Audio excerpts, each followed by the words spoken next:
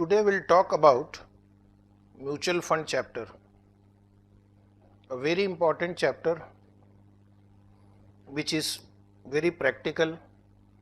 You can apply in your own life. You can invest your money in mutual funds.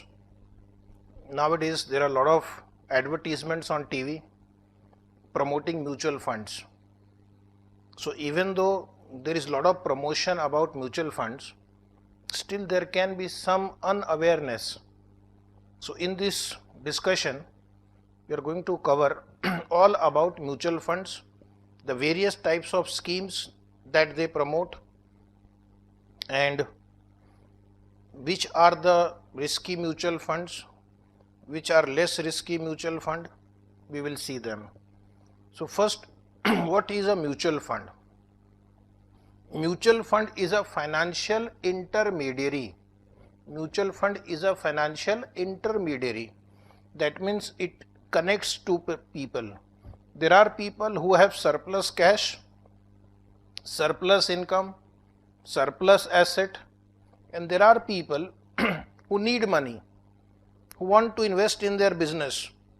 So what they do, they bring these two parties together. The one who has surplus money to invest, that is the people who save, and the people who want to invest in their business or other activities, and they bring these parties together. So that is why I said it is a financial intermediary. It's like a bank. Bank also take deposit from customer and give loan, but it is not exactly a bank, because there are limited number of activities which mutual fund can perform, whereas a bank can perform a large number of activities. So what mutual funds do? Look at this diagram. Mutual funds raise funds from a large number of investors through issue of units under specified schemes. So there are thousands of investors, A, B, C, D, all these investors, they will invest in mutual fund. So somebody may invest 50,000, somebody may invest 1 lakh, somebody may invest 20,000, 1 crore, 2 crore. So therefore mutual fund has got a big asset pool now. So they might have now raised say 10,000 crore rupees, 500 crore rupees. So what they do, they issue units to the investor, that you are the owner of so many units. Units will have a value called net asset value, and then the funds that is raised from these investors, these large number of investors, they are invested in some securities. Securities means like shares, debentures, bonds, commercial paper, certificate of deposit, treasury bonds, etc. You are investing in mutual fund. Think yourself as this investor. You have invested in mutual fund. Mutual fund will invest in securities. Which kind of securities? They will invest in securities like shares, debentures, bond, commercial paper, certificate of deposit, treasury bonds. These are the different types of securities where you invest money and you get some return. Debentures are debt securities, bonds are debt securities issued by government, shares are issued by corporates. And then when they invest in these securities, the securities will generate return. Securities will generate return. Who is the investor here in security? Mutual fund. So securities will generate return. Return in what form? Return can come in the form of dividend. For example, if they invest in shares, so the companies in which they have invested, they will give dividend to this mutual fund, or they will get interest. That is, if they invest in debenture, bond, commercial paper, certificate of deposit, treasury bonds, they will get interest, and plus they will get capital gain also. Capital gain means the profit that arises on sale of securities. profit that arises on sale of securities or appreciation in value or appreciation in value of securities, appreciation in value of securities. So this becomes the return or income of the mutual fund, and this income is passed on to, is distributed to the unit holders, the investors. Distribute the income from the investment to the unit holders or the investor. So this is how a typical mutual fund will operate. Mutual funds have different types of schemes. According to the type of scheme, they will invest your funds, because this is your question generally, that is my investment risky if I invest in mutual fund? It depends on the type of scheme. There are certain schemes where the mutual funds will invest only in equity shares of the company.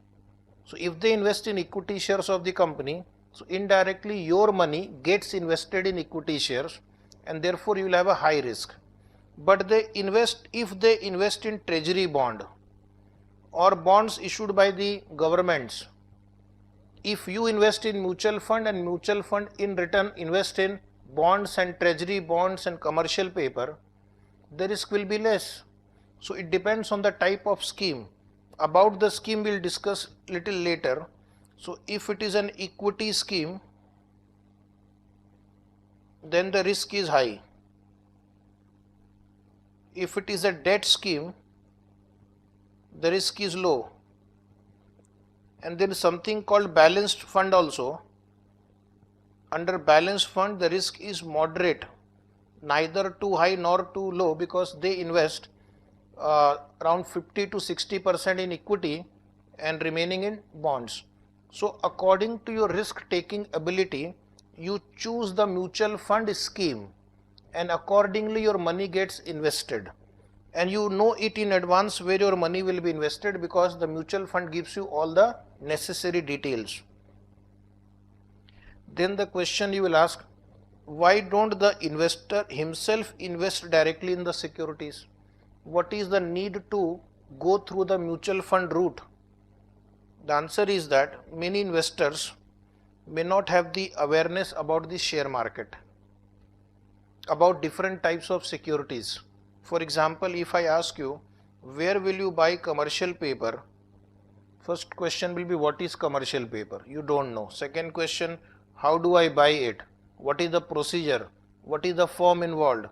How much minimum amount I need to buy? How much return they will generate? So most of us don't know much about security market. We only probably know the bank FD, the post office deposits, but there are so many other investment avenues which we don't know. So mutual funds which are managed by professionally qualified people, they know where to invest, when to buy, when to sell, in which proportion to buy or sell to maximize the return, and whatever return they generate after deducting their commission, they will pass it on to the investors. So that is the advantage of investing through mutual funds. Of course, if you can manage your own investment directly, then you can do that also, but then you have to invest a lot of time, energy, effort, do your own research, take all the necessary formalities yourself. Then you can invest directly in the share market, bond market, or other instrument. So let us read the introduction part quickly. What is a mutual fund? It's a financial intermediary which acts as an instrument of investment. So you will invest in mutual fund will invest in other securities. It collects funds from different investors to a common pool of investable fund, and then invest these funds in a wide variety of investment opportunities. The investment may be diversified to spread risk and to ensure a good return to the investor. So they invest in large varieties of shares, securities, bonds. So you get the benefit of diversification, returns are maximized, risk is minimized. And why you should invest through mutual fund? Because these are managed by professionals, experts, investment consultants, It is their profession to manage the investment. If I am a doctor, I don't know about the technicalities of invested. If I am an engineer, I am a film artist, I am a sports person, we don't know about the technicalities of investment. And if you don't want to put your own time effort in that, the best way is that you can invest in mutual fund, and the remaining decisions will be taken care of by them. This fund manager select portfolios, securities, and accordingly they invest your funds. Their intention is also to generate high return, because if they generate high return, they will get more customer, they will earn more income. So their success lies in the success of the portfolio. So let us understand the features of mutual fund. One by one, first we'll read the features and discuss in detail. Mutual funds involve pooling of resources, professional management, ownership, not lending. You're owning a unit, not the asset. Net asset value and taxation. So let us go one by one. First is, mutual fund is a financial intermediary which pools resources from a large number of investors. So there are hundreds and thousands and lakhs of investors who invest in mutual fund. They collect money from such large number of investors. So now they have a big amount to invest. So they basically convert people's savings into investment. If you earn 1 lakh rupees a month, how much will you spend a month? Say 50,000 rupees. What about the remaining 50,000? If you just keep it in your saving account, you will hardly get any interest. But if you invest, and in our chapter, if you invest through mutual fund, you will get a much higher rate of return. Mutual funds are managed by professionals. Who are these professionals? They are like chartered accountants, cost accountants, MBA graduates, people with experience in the field of investment, who have the finance degree, MBA finance people, who are trained in this science and art of security analysis. So they are trained how to pick up the stock, how to sell the stock, when to buy. Third feature is, when you are investing in mutual fund, your status is that of owner, not that of lender. The meaning is that if the mutual fund earns more profit, you will also earn more profit because you'll get a share in that. But if the mutual fund suffers losses, then you will also suffer loss because you are a part owner of that mutual fund scheme. So therefore, there is no guaranteed return. If somebody tells you that if you invest in this mutual fund, you'll get 15% return or 20% return, he's fooling you. There is no guaranteed return. No scheme can give you a guaranteed return. Whatever return they will generate, they will pass it to you, which can be high or which can be low.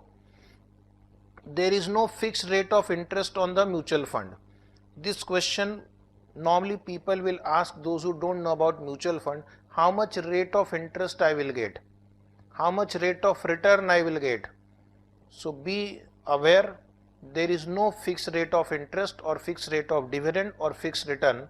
Whatever is the rate of return mutual fund generates, after deducting their management fees, they will pass it on to you. So your status is of that of an owner, not that of a lender. When you are investing in mutual fund, you are allotted units. That means your proportionate share in that mutual fund scheme. In case if you want to get your money back, then you can sell your units back and they will give you your amount, whatever is the value of those units on the date of redemption.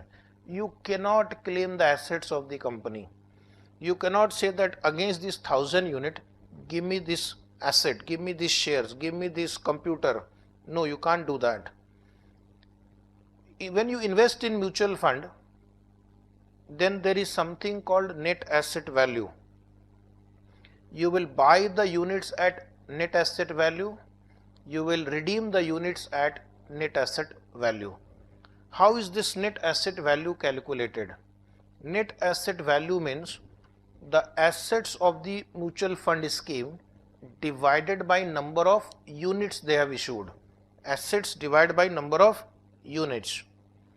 Okay, so for example, I'll just write here, suppose the value of the assets is 100 crore, minus they will deduct their liabilities if any, and divide by number of units. Suppose number of units are 10 lakhs. So 80 lakh divided by 10 lakh, the net asset value per unit will be 8 rupees per unit in our example. So if you want to buy mutual funds, you will have to pay 8 rupees. If you will redeem mutual fund, they will pay you 8 rupees. This net asset value will change every day. Why this net asset value changes every day? Because the value of your assets will change. Suppose they have invested in the share market and the share prices have gone up, so then possibly your net asset value will go up. But if the share prices have gone down, possibly your net asset value will come down, right? So NAV indicates whether the value of your assets, value of your mutual fund is appreciating or not. So Mr. A bought units of mutual fund at 10.20. After 1 month, NAV is 12.40. So it means there is a gain to Mr. A here. 12.40 is the value now, but he had bought it for 10.20. So there is a 2 rupees 20 paise appreciation here. So NAV is used to check how much return we are earning. NAV is used to buy the units. NAV is used to sell the units. Advantage of investing in mutual fund is taxation benefit. Income of a mutual fund registered with SEBI is exempt from taxation under section 1023D of the Income Tax Act. So there are a lot of tax benefit of investing in the mutual fund. Dividends are exempted. Then capital gain tax is charged at a lower rate.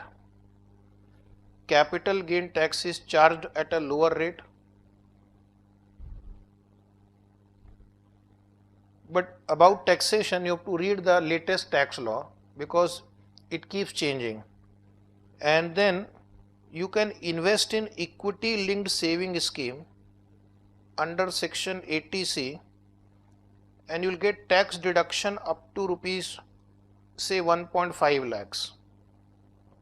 This is also tax benefit. So dividend is exempt, but please look at the tax law. It keeps changing. It may become taxable. Then capital gain is charged at a lower rate. Then under section 80C of the income tax, if you invest rupees 1,50,000 up to rupees 1,50,000 invested in ELSS, will give you deduction from your gross total income. So to that extent, you save your tax liability. So these are the features of mutual fund. Quickly we'll discuss the history of mutual funds in India. The first mutual fund started in 1964 under the name UTI, Unit Trust of India, and an act was passed called UTI Act 1963, and it was the only mutual fund at that time. And one of the most popular unit scheme was Unit Scheme 1964. US 1964 it was called. It was a very popular scheme. Most people used to invest in that. And during this period, UTI enjoyed monopoly up to 1987. So it's almost 23 years the UTI had a monopoly.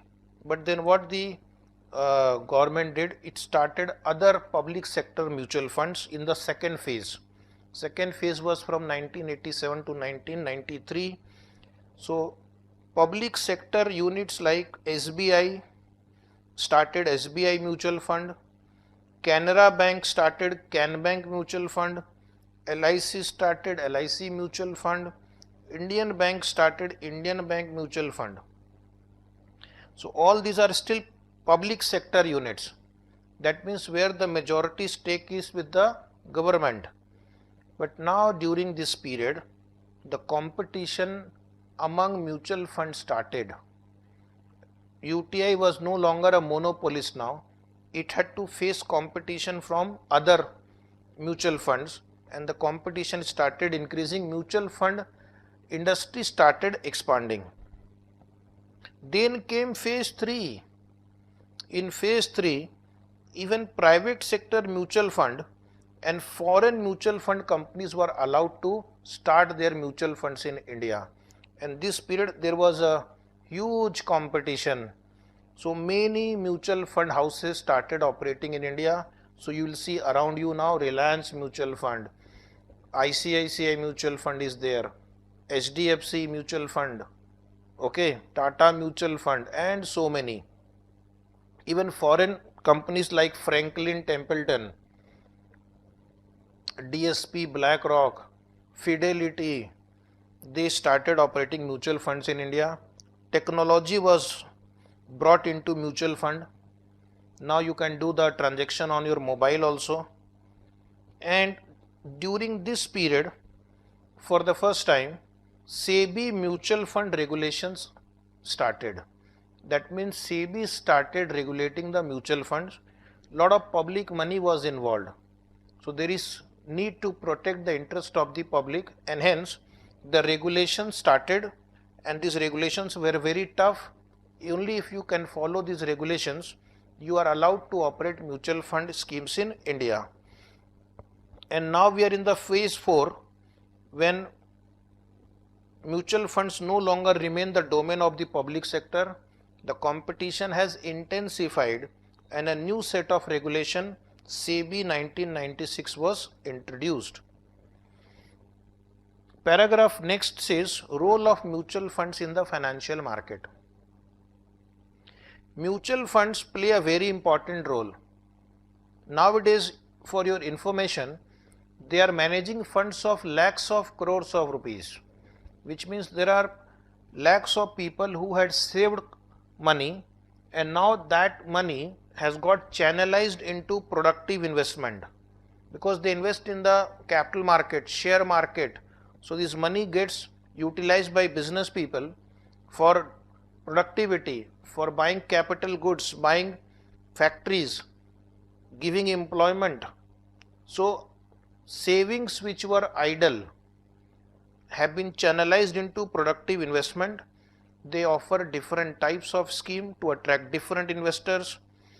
Mutual fund offers so many schemes that whatever is your need, you can find there is a scheme catering to your needs. The share of mutual fund in household savings have been steadily increasing. If you look at the statistics, the role of traditional instrument like FD is declining, post office deposits declining, and the total proportion of funds invested in mutual funds have been increasing over a period of time. Investors are benefited, they get higher return, and the idle savings are channelized into productive investment. Companies get funds, so overall development of the economy takes place. The mutual funds have not only supported equity market, but they have also invested in debentures and government securities. So they indirectly they provide funds to the government also by investing in the government securities. So the summary of this paragraph is that mutual funds convert the idle savings into productive investment. It's a win-win situation for all the people involved in mutual fund investment. Investor benefits, government benefits, companies benefit, the fund managers benefit because they get higher income. What are the advantages of investing in mutual fund? So many news channel, or TV ads, newspaper ads, they are trying to promote mutual funds in big way.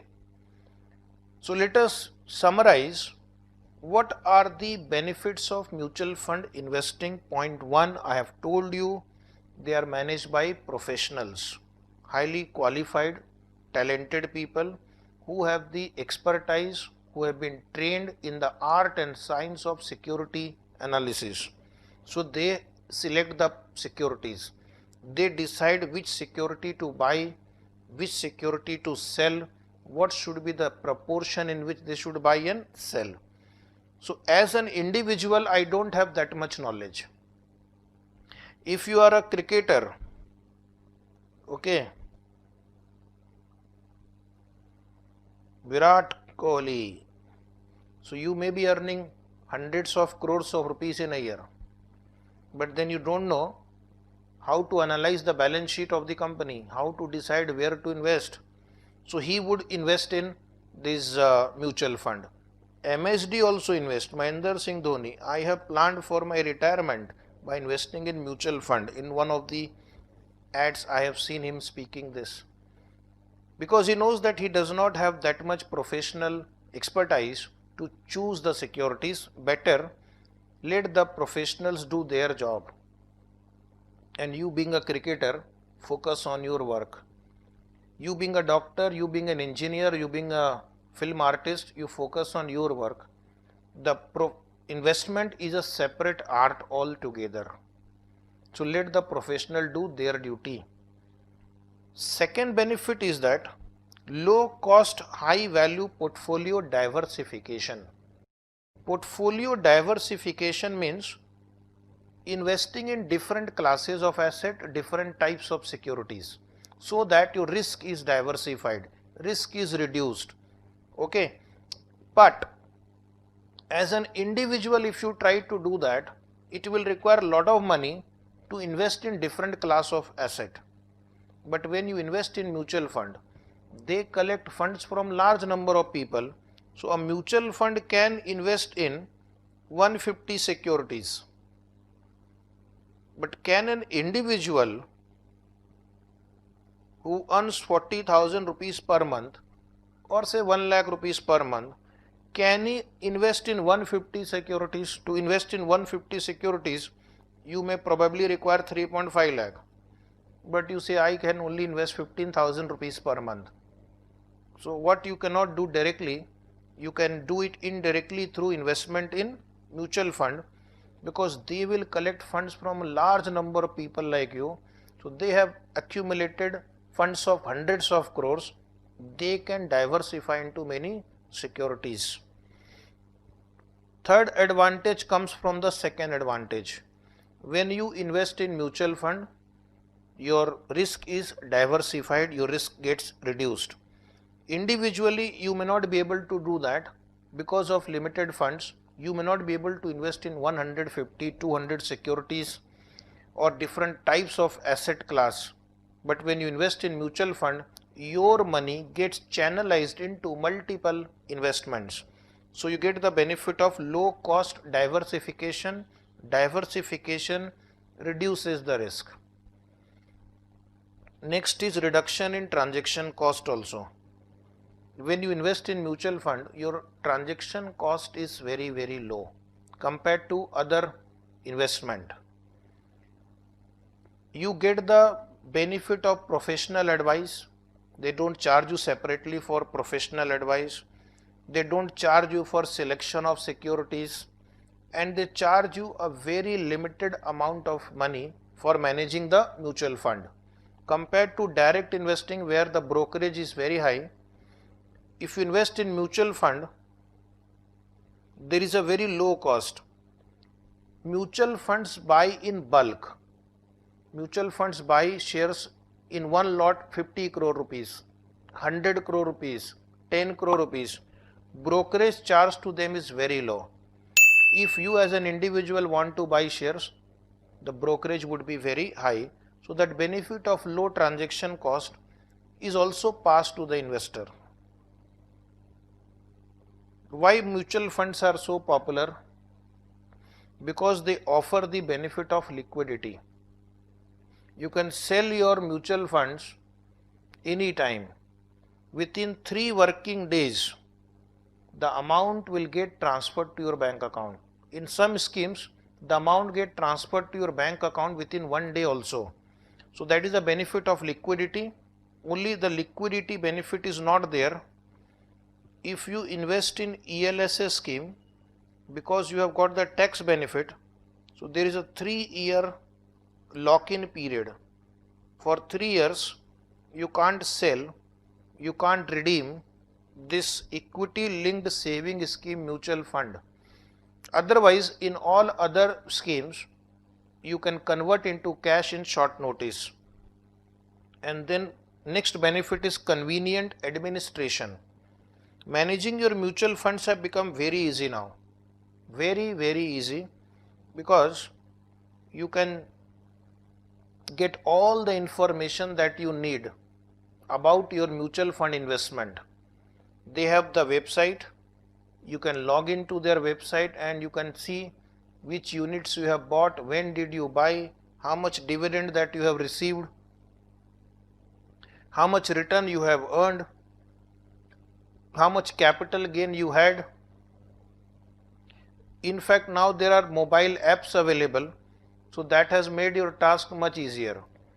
You can request the mutual funds to provide you any kind of information that you need, and they will provide it to you.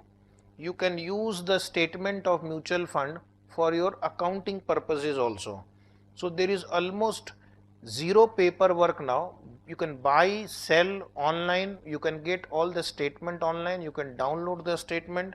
Based on that, you can do the accounting also, you can do your tax work also. So that is the advantage of investing in mutual fund. You don't have to take a lot of follow up with the brokers and agents. With small investment of your time, you can understand exactly where do you stand when you invest in mutual fund. What about the return potential? That is a $1 million question. Return potential, this is the question I get from a lot of people. Those who don't know much about mutual fund, what is the rate of interest I will get? There is no fixed rate of interest. What is the rate of dividend I will get? There is no fixed rate of dividend. It depends on the scheme that you have chosen. You may invest in equity fund scheme where the return potential is very high, but there is a risk also. You can invest in debt fund, liquid funds where the risk is very low, but the return potential is also low. However, it has been observed that compared to other securities like bank FD, government securities, post office securities, post office deposits, post office RD account, Kisan Vikas Patra, PPF, NSC, usually the return on mutual fund is on a higher side. Okay, so it beats other securities like bank FD, government security, post office security, but that in the long run. If you invest today and want to become a wealthier person in after 3 months or 4 months time, then it will not happen. Last but not the least, transparency. What is transparency? Mutual fund provides you all the information that you need to make the decision about investment. In order to make the investment, I need information.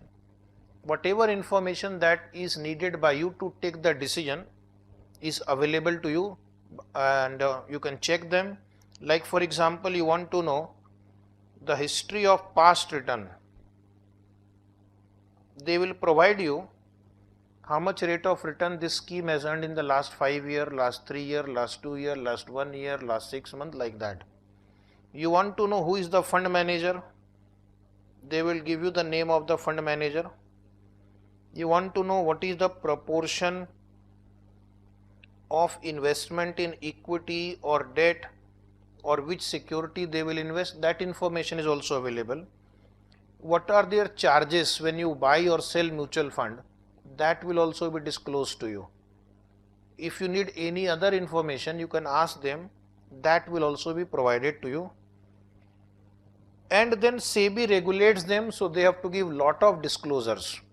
They are regulated by SEBI. SEBI has asked them to give lot of disclosures about their funds, and therefore the investors can take a more informed decision. They will also tell you what is the level of risk you are taking, whether your level of risk is low, moderate, high, very high. That is also disclosed by them nowadays. So what more do you want? And the last is tax benefit. You can invest in equity linked saving scheme up to rupees 1,50,000, and this is deducted from your gross total income, GTI. And if you are a person in high tax bracket, like say 30%, so straight away you will save around 45,000, and some surcharge also you will save. Long term capital gain is subject to low rate of tax.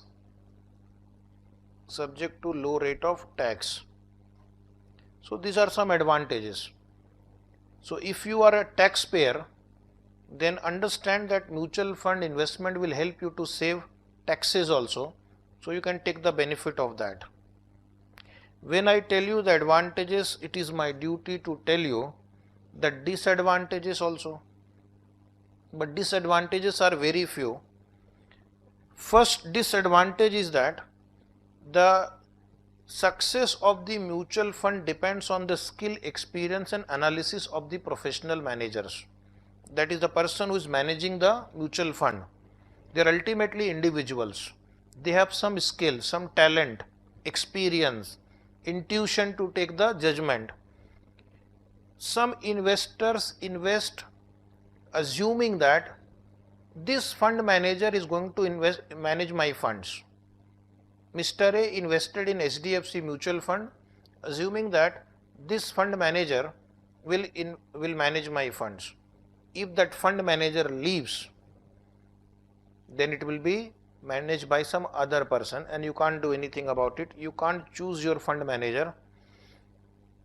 So sometime when a very good fund manager leaves the mutual fund house for whatever reasons, he might join elsewhere, he might have a different career option, then you will have to now depend on the skill and judgment of a new fund manager who may not be as skillful as the previous one.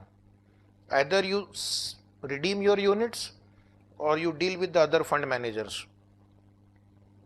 Second is mutual fund incur various types of expenses. That is one serious problem. Nowadays the competition has increased so much that they have to incur lot of administration charges, publicity expenses. These fund managers, they have to be paid a huge salary, bonus and pay package. So ultimately, who is going to bear the burden of these expenses? Ultimately, the burden will be borne by the investor only, because investor's income, simple equation, investor's return will be return earned by mutual fund minus expenses incurred by mutual fund. Simple, if I have to explain, if they earn 12% by investing in different securities, and if they spend 3% for example, so what you will get? Only 9%, right? So if suppose instead of 3 I make it 4, your return will fall to 8% now. SEBI has put lot of restriction on the amount of expenditure they will incur, and nowadays they have to disclose these expenses also frequently. So compare the mutual funds in terms of their expense they are incurring, which is called expense ratio, and if some mutual fund is incurring a large expense or their expense ratio is high, maybe you may not invest in such mutual fund. Third disadvantage is sometimes the small investors suffer on account of the action of the large investor. Small investor suffer on account of action of the large investor. So this is Mr. A, small investor. Then this is a big company, say Bajaj Auto Limited.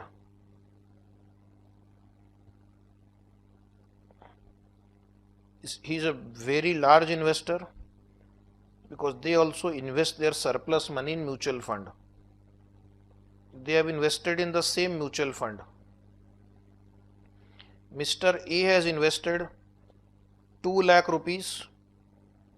Bajaj Auto Limited has invested 200 crores rupees in HDFC mutual fund. So what happens? Bajaj Auto Limited after a month needs money urgently because they may have received a big order to deliver bikes. For that they need to purchase raw material, component, etc. So they will ask HDFC mutual fund, please redeem my units, our units, please redeem our units. So HDFC received a request to redeem the units of the Bajaj mutual fund, 200 crore rupees. So do they keep 200 rupees, HDFC mutual fund, do they keep 200 crore rupees in their cash account, bank account, saving account, current account? No. They have already invested this money in some shares. If they keep in cash balance, then how do they earn return? So this 200 crore rupees have been invested in some shares. So how will HDFC redeem Bajaj Auto Limited? They will also sell their shares. They will sell their shares, raise money and then make payment to Bajaj Auto. So HDFC goes to the stock market and sell shares. But then what happened on that day when this big redemption request had come? On the same day the stock market had crashed. Crashed means the stock market prices, share prices had gone down by a huge percentage. But then HDFC mutual fund has no choice. They will have to sell the shares because they have to redeem their client. So even if it results into loss, they will sell. So they suffered loss. HDFC suffered huge loss. So because HDFC suffered huge loss, their NAV will fall drastically. Mr. A, who has nothing to do with whatever is happening there, he will find the NAV of his mutual fund unit, which was 15 rupees a day back, has become 12 rupees, 13 rupees, 14 rupees. And why it has happened? Because a big investor like Bajaj Auto had put a huge redemption request on a date when the market had crashed. So small investor can suffer on account of action of large investor. Point number 4, there is no guaranteed return. If some mutual fund agents, advisors, if they ask you to invest in mutual fund, any scheme, whether it is systematic investment plan, equity fund, bond fund, liquid fund, etc., etc., and if they say this mutual fund will give 10% return, 15% return, you ask them, you please give it to me in writing on a stamp paper, and in case if I don't get that much return, you will have to give me the difference. He will say, no sir, I cannot give you in writing. But based on past experience, I am telling you, past is not the guarantee of future in the stock market or in the mutual fund cases. That is why in many advertisement they write this note at the end in unreadable format that past is not the guarantee of future. Please read the offer document carefully. Mutual funds are subject to market risk. So there is no guaranteed return. You can suffer losses also. You can suffer losses even in debt funds also, liquid funds also. Although the risk is very less in debt fund and liquid fund, but there is no guaranteed return. And this point is a repetition. There are large number of expenses like entry load, exit load, fees paid to AMC.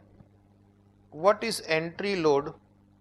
When the investor like you buy mutual fund, they may charge you some amount. They may charge you some amount that is called entry load. That is the cost you pay for entering into a mutual fund scheme. And when you redeem your units, you means you, the investor, they will charge you exit load. Of course, there are a lot of schemes where there is no entry load, no exit load. Some of them don't charge entry load, but they charge exit load. Some of them may not charge exit load, but they may charge you entry load. Then mutual funds are managed by asset management companies, AMC, and they charge some fees for managing the mutual fund.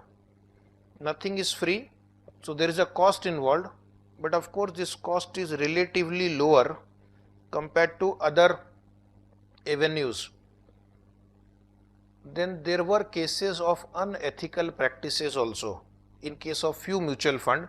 Now this may not be applicable for all mutual funds at all time. So this is rare event. They may enter into unethical practices also. How? Let us say, I will not write the name of exact mutual fund, but some ABC I will write. A Limited is a promoter, sponsor of ABC mutual fund. A Limited has a subsidiary B Limited. So what this mutual fund will be asked to do? They will be asked to invest in B Limited. A Limited will put pressure on the ABC mutual fund that you invest in B Limited. Who is B Limited? B Limited is a subsidiary of A. So even though the fund manager of ABC mutual fund knows B Limited is not worth investing, he might still be pressurized to invest in B Limited. So basically the funds are getting diverted to one of the group companies. Large number of investors, they are trusting this ABC mutual fund, and what they are doing, they are investing in the group company of the sponsor or the promoter. So that is not actually correct. It is unethical. They should invest based on merit. If some investment, some shares are worth investing based on their analysis, they must invest, not because of the pressure of somebody else. Some mutual funds may be subject to lock-in period. Lock-in period means you cannot redeem your units during this period, but this is only for ELSS scheme, right? So these are some disadvantages of mutual fund, but these disadvantages are very few compared to the advantages that you get. Mutual funds, paragraph 7, mutual funds meets investors' goal. Why you should invest in mutual fund? So many TV advertisement tell you invest in mutual fund, but they should explain in little more detail. Different people may have different investment goal. Somebody may want to earn high rate of return. There are schemes for that. Somebody wants to keep his money safe and still earn some 7, 8, 10% return. There are schemes for that. Somebody may want to plan for his children education, then he can invest in such securities. Somebody may want to save taxes, there are schemes for that. So whatever are your requirements, your needs, you will find that there are certain schemes catering to your requirement. So you can fund your child education through certain scheme. If you want to invest in certain industries like pharma industry, you think that in the next few years pharma industry will grow. or you want to invest in IT sector, then you have funds which are dedicated for pharma sector, IT sector. There are different types of scheme according to your risk taking abilities, like equity fund, highly risky, debt and liquid fund, less risky, balance fund, somewhat moderate. There are funds for small, medium, large investor. There are funds for young investors like you and old investors like Manmohan Singh. The mutual fund industry also serves the investor's objective of tax saving. So think what you need, and there are schemes to cater to your needs. Now next is paragraph 8, establishment of a mutual fund. So who are the key players involved in the establishment and running of a mutual fund? Not a very important topic for you, but still understanding the people behind the show is also important. So when you watch a movie, you also sometimes look at the director, the producer, the music director, the choreographer. It's like that. So who are the people behind the show and what do they do? So mutual fund in India is registered as a trust under the Indian Trust Act.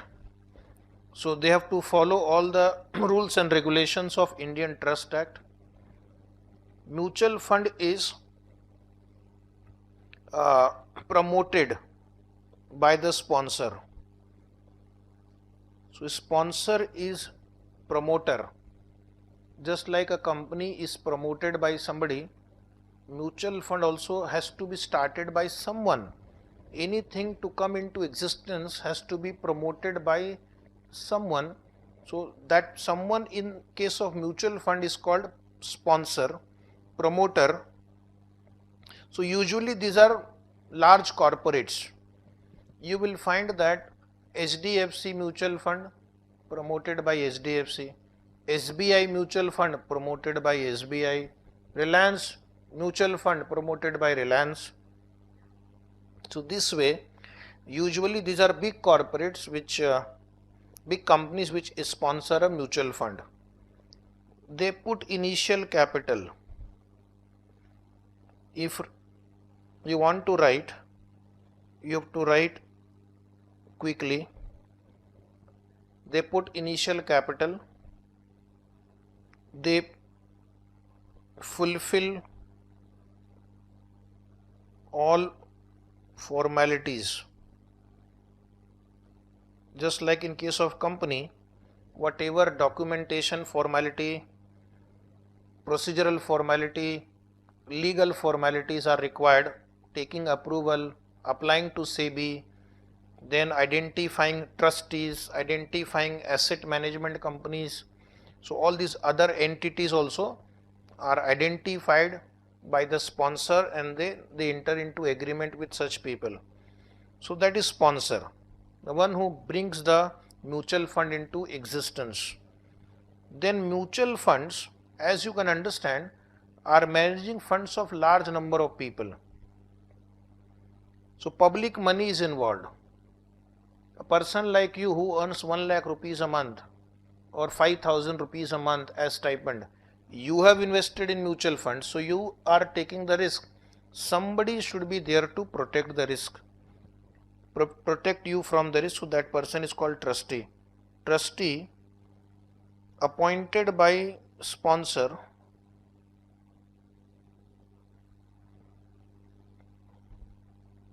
to protect the interest of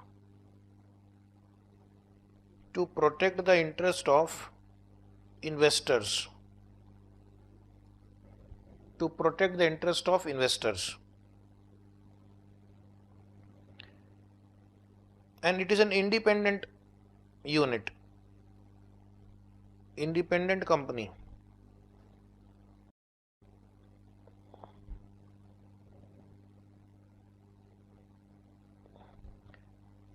Then comes asset management company.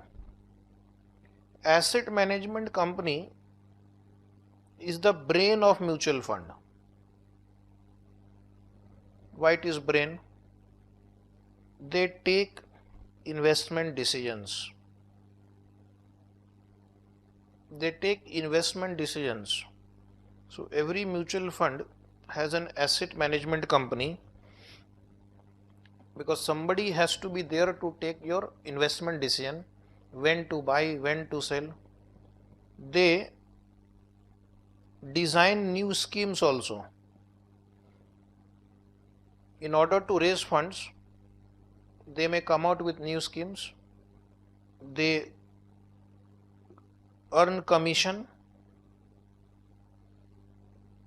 What is their intention? To earn commission on asset under management, AUM, asset under management.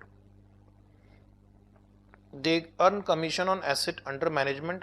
So more the asset under management, higher the commission they will earn. Sponsor has a stake in AMC. So I'll come back to sponsor. Sponsor has a stake in AMC. So suppose AMC sponsor has 40% stake in that company.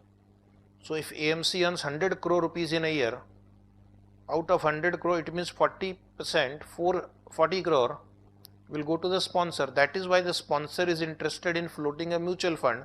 And AMC, they do lot of promotion, lot of advertisements to bring more and more funds under its management. So success of the mutual fund depends on AMC. Last point I will write, success of mutual fund depends on AMC, because they are ultimately the people who take the decision relating to investment. And then there are other agencies involved for completing the procedures, formalities, like custodian. Custodians for safe custody of securities. As mutual funds buy large number of securities, somebody has to keep a safe custody of securities, like the certificates or whatever. Nowadays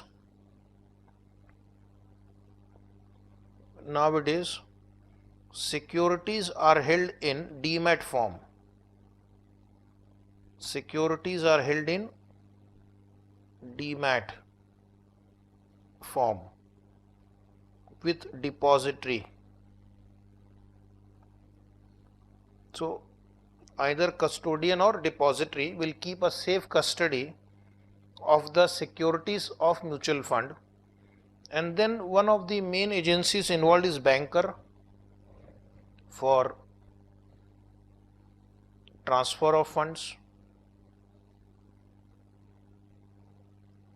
So these mutual funds tie up with some big banks. Whenever the customer invests money, they receive the check and they deposit with the respective bank. Whenever the customer wants the redemption, the payment is made through these banks. So they need to have good banks, and they can transfer the funds two ways. They may receive the money from the investor, they will pay back the money to the investor when he wants redemption. So bankers are for transfer of funds. And then there is a transfer agent for keeping a record of unit holders. For keeping a record of unit holders, for updating unit holder register,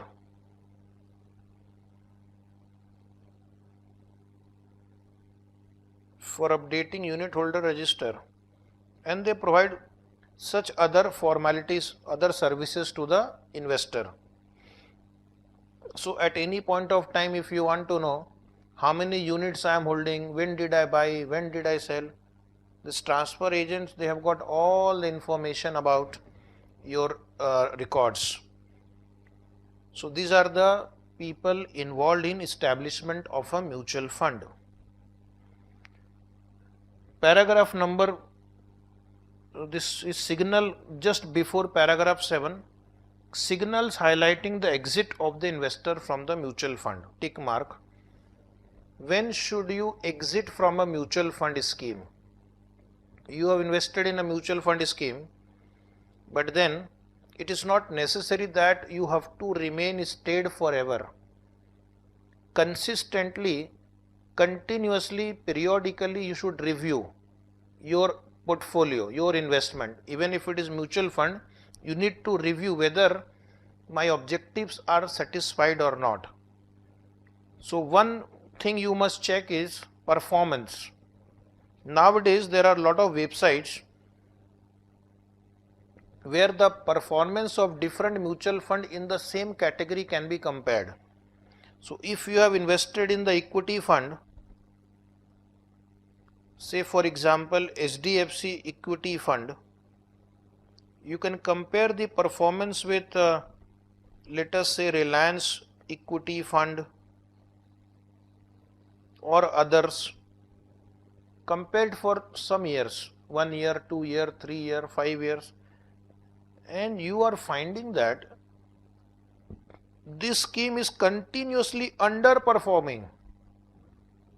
Compared to these other three, the return of this fund is low.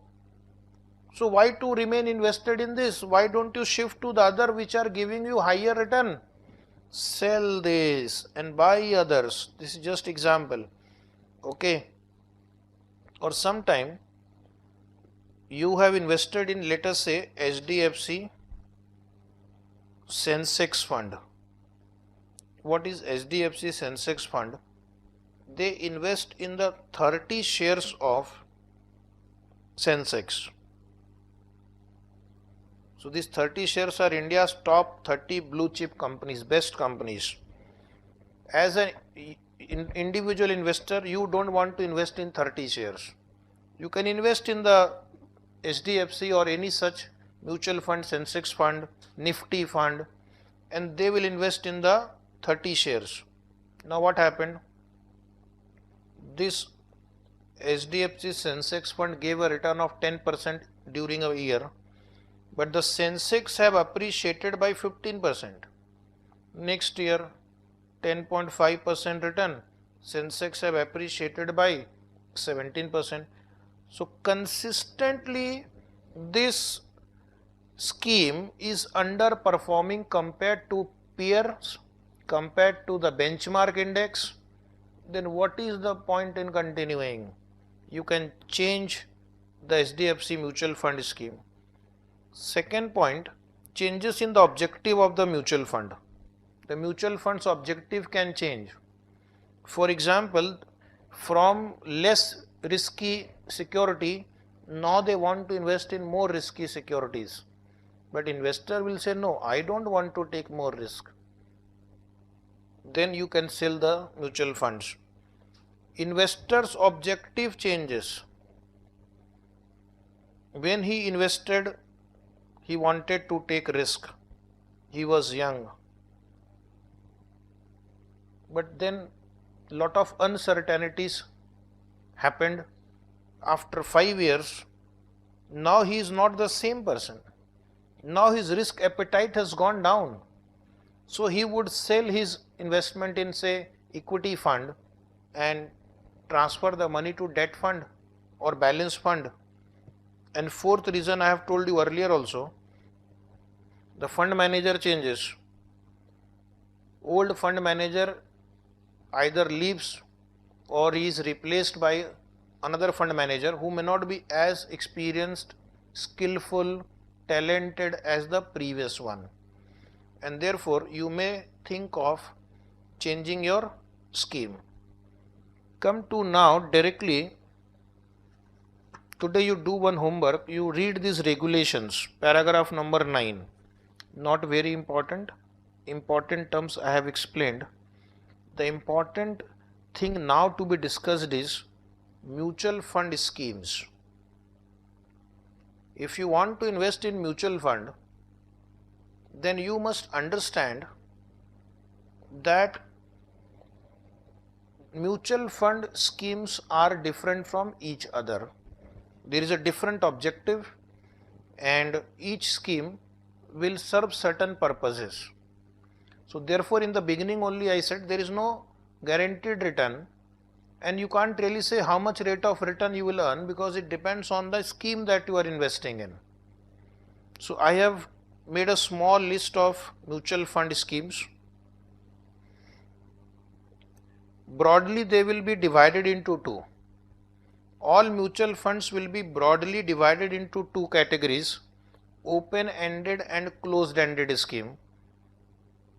Then depending upon whether they ask you to pay entry load and exit load, we will call them load fund and no load funds.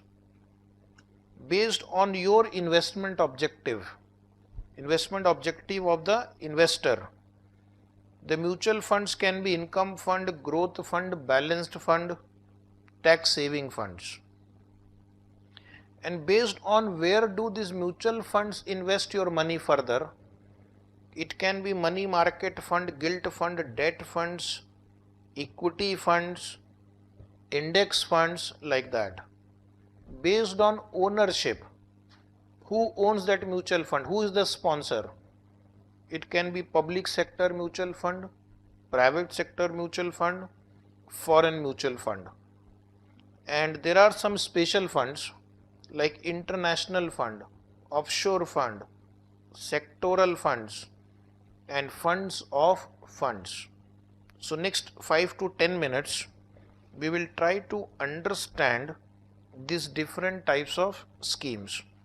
As I said, most schemes or all schemes will be broadly divided into two categories: open-ended scheme and closed-ended schemes.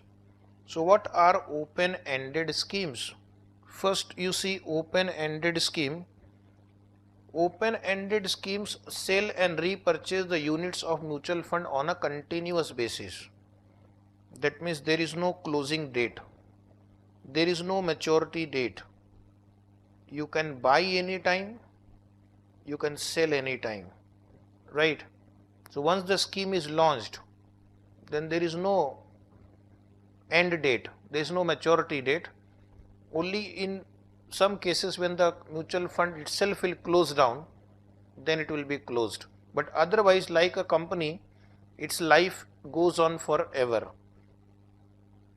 So if you want to buy, you can buy from the same mutual fund. If you want to redeem, you can redeem with the same mutual fund. An investor can become a member by purchasing the unit, and he can exit by selling these units back to the mutual fund. At what rate you will buy and sell this mutual fund? Units can be bought and sold at NAV, net asset value, which is calculated periodically on the basis of market value of the portfolio of the mutual fund. In fact, NAV is calculated daily. Periodically means daily.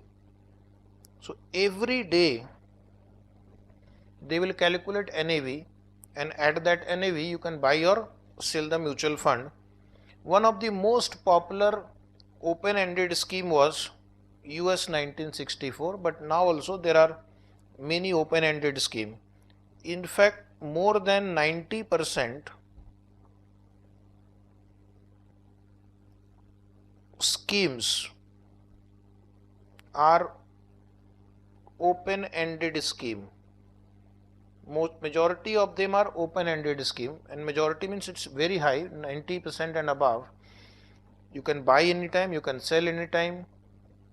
If more and more people join a mutual fund, the total funds available goes up. If more and more people redeem on a given day, the total funds available goes down. So the number of units keep changing, okay, every day. Number of units keep changing every day. We are going to solve some question on open-ended scheme after some time. If on a given day there are new units issued are 1 lakh and old issued redeemed are 50,000, so that day the number of units will go up by 50,000. But if the number of new units issued are 50,000, old units redeemed are 1 lakh, then the number of outstanding unit will fall down. Then there is something called closed-ended fund. What is a closed-ended fund? In which the limited number of units are sold to investor during a specified period only.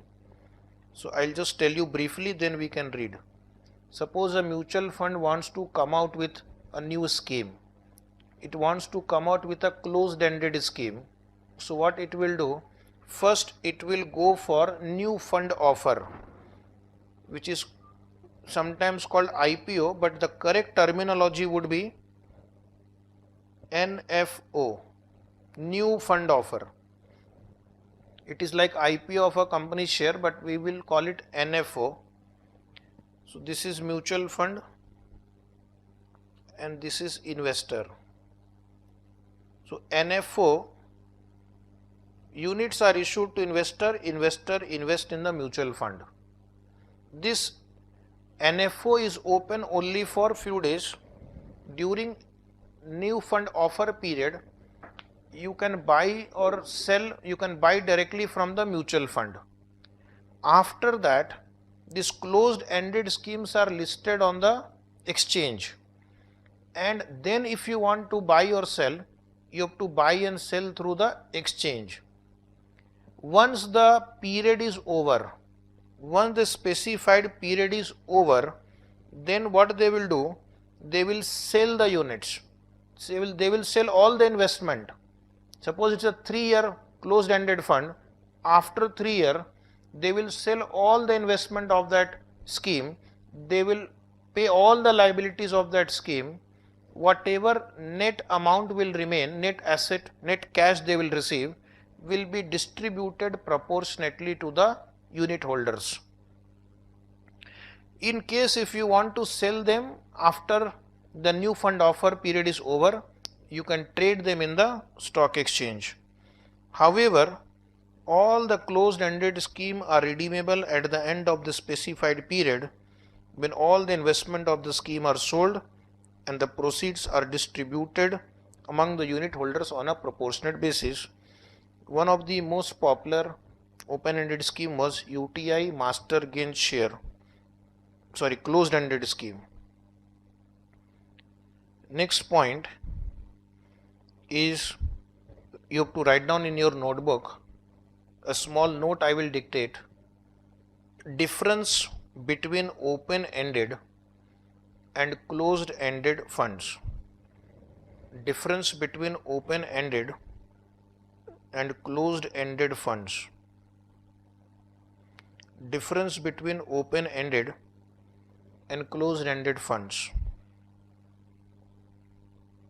So write down a table. First write down heading. Topic is mutual fund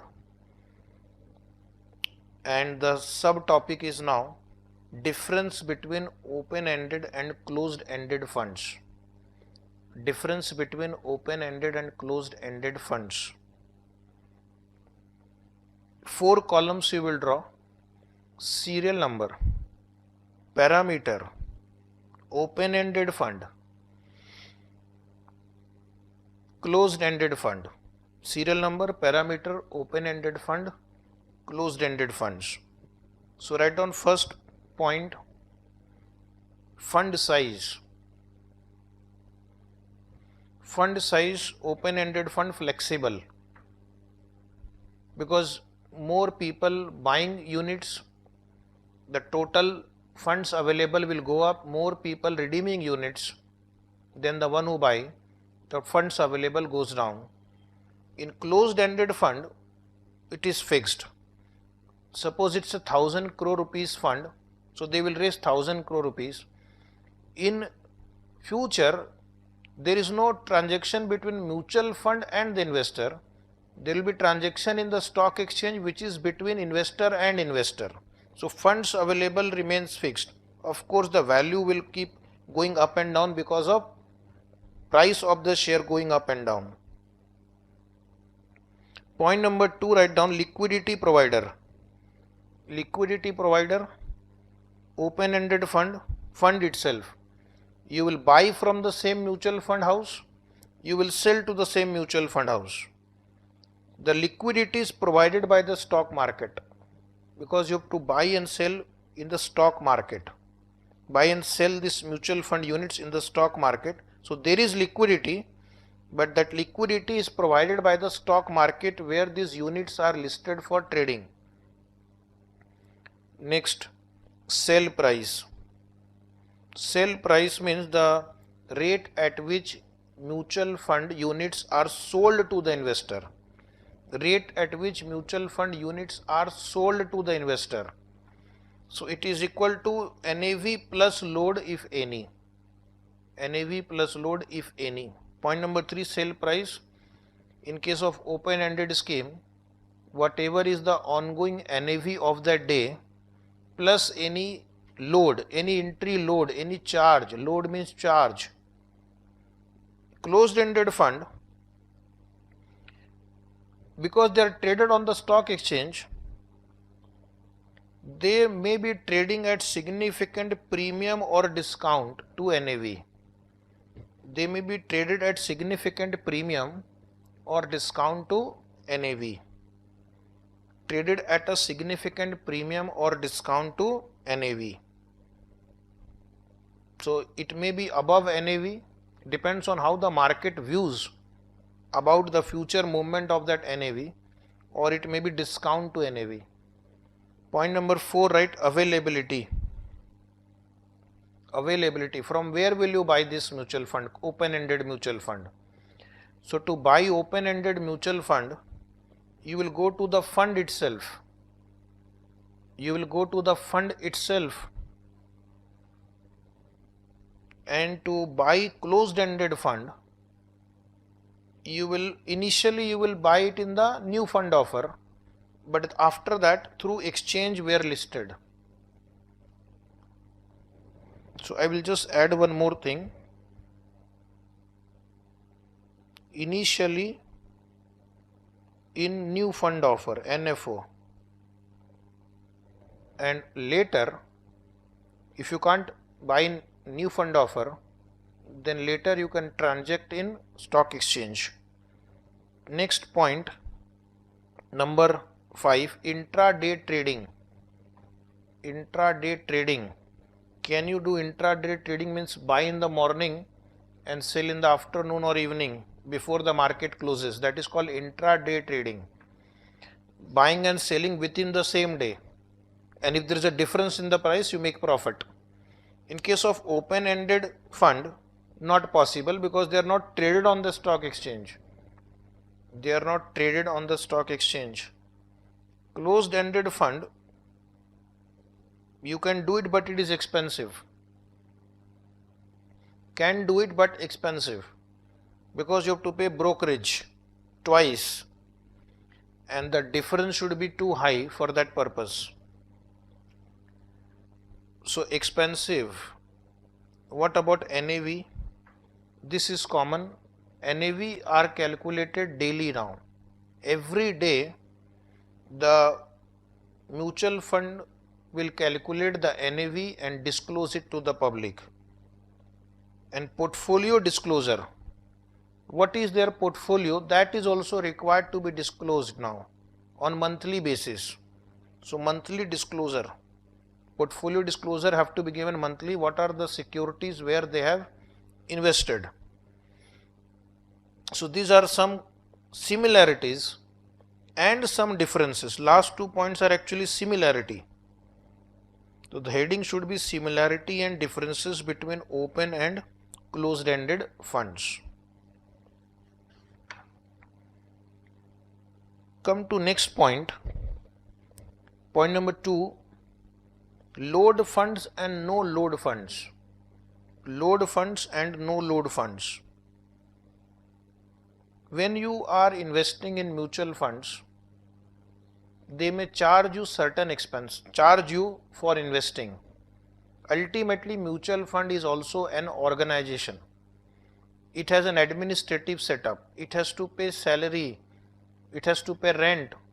Then there are office expenses, electricity, telephone, internet, right, papers, stationery, website, technology based expenses. So therefore mutual fund charges you some amount when you buy the units of mutual fund, and they may charge you some amount when you redeem your units. So these are called front end load or entry load. What is front end load? These are the charges when a particular investor buys the units of mutual fund. And entry load, exit load or back end load, these are the charges when he redeems the unit, or sometime the charges will be deferred over the period. But more popularly we are going to use in our discussion entry load and exit load. Entry load is charged when the mutual fund house sells the units to the investor.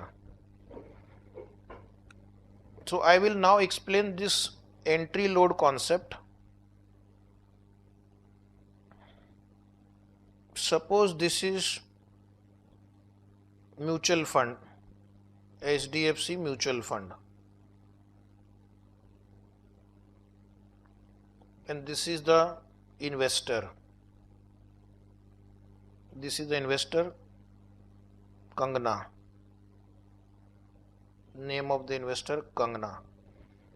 Okay. Kangana wants to invest in the mutual fund. So what will be the transaction? Kangana will pay rupees and mutual fund will issue units. This transaction is called sale transaction by mutual fund to the investor. So this is a sale transaction.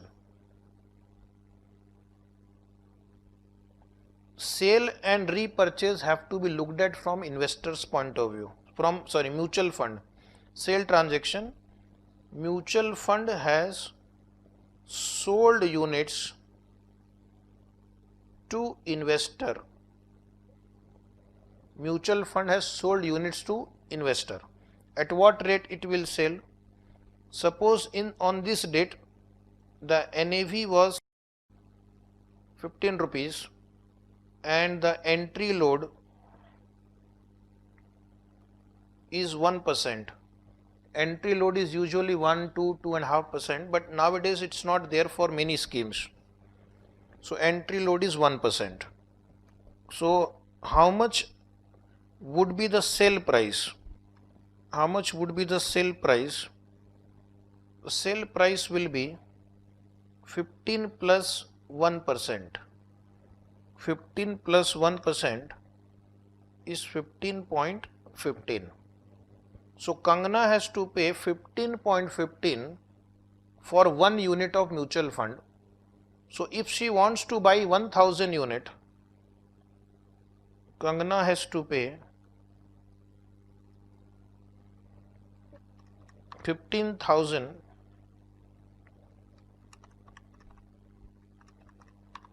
150 rupees. Kangana will have to pay 15,150 rupees if she wants to acquire 1000 units based on this data given. After 3 months, Kangana comes again. Okay? So now see the transaction. This is mutual fund. This is Kangana. Kangana will hand over those 1000 units to mutual fund.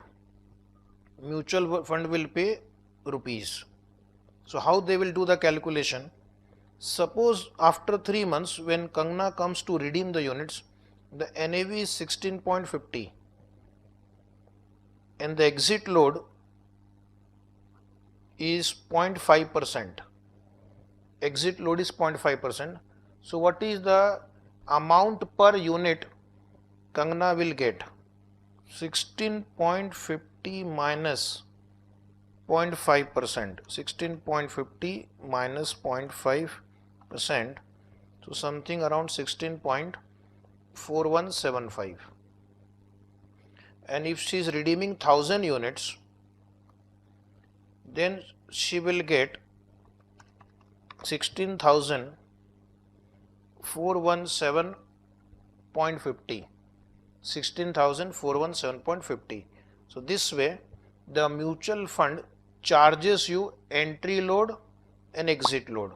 So when they will sell units to you, mutual fund to Kangna, they will add entry load. When Kangna wants to redeem, they will pay her after deducting the exit load. So this is how you compute sell price and repurchase price. Sale price when mutual fund sells to the investor. Repurchase price is applicable when mutual fund repurchases back, buys back. It's indirectly you are buying back the same units which you had sold earlier. So it will be at NAV minus exit load. Now we'll exit for some seconds. Exit now.